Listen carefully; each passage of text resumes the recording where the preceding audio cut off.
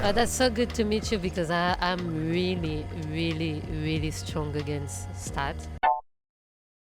So I'm gonna tell you why. I'm gonna tell you why. For example, you have passing accurate or cross accurate, right?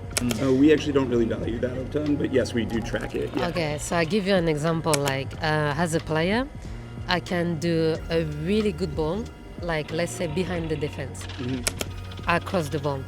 My 9 doesn't make the right run.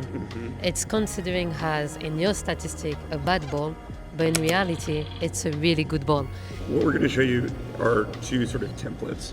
The bigger the shape inside, the better you're doing. Okay. That you're reaching the outside of this means you're basically the best player in the league at doing these certain things. So I wanted to ask you about first how you view what happens when you receive the ball in the midfield. Are you immediately looking forward because you were the best progressive passer in the league basically last year? Relative to your position. Yeah, relative to your position. Well, that's interesting. I hate midfielder that just play back pass. I feel like as a midfielder you can't be safe. So, for example, like if my midfielder is 95% accurate pace, it means that she doesn't have a good game.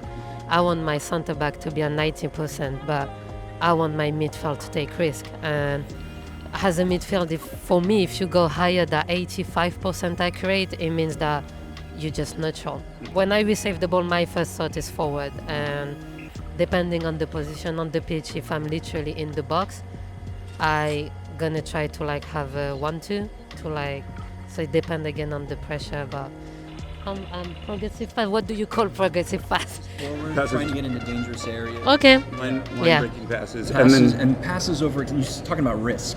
Yeah. Your passes over, well, like the number of passes we expect you to complete, you're taking riskier passes, and it seems like you're making a lot more than we'd expect to.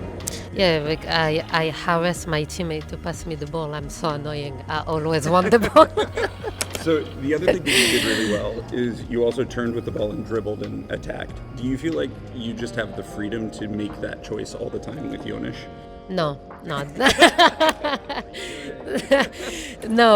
the good things with Jonas is that he's gonna have an idea, and then if you take the risk to go against because the game asks for that, he's gonna be okay if you explain your thought. So many times we have conversation or he's like, but here why? And I'm like, but because of this. And he's like, oh, actually maybe yeah that. So we always say with Jonas that it's like freedom in a structure.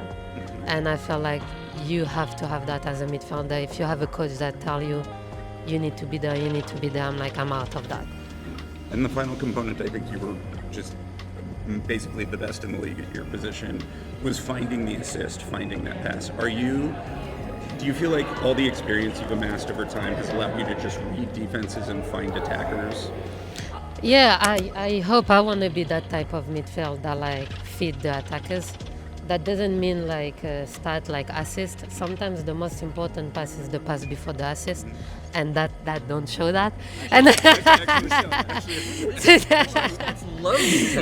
no.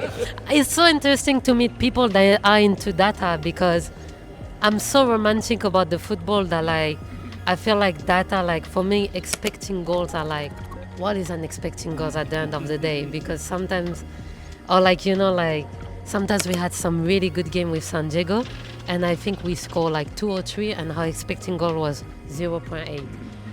But at the end of the day, you score 3, so you're like, so, exactly.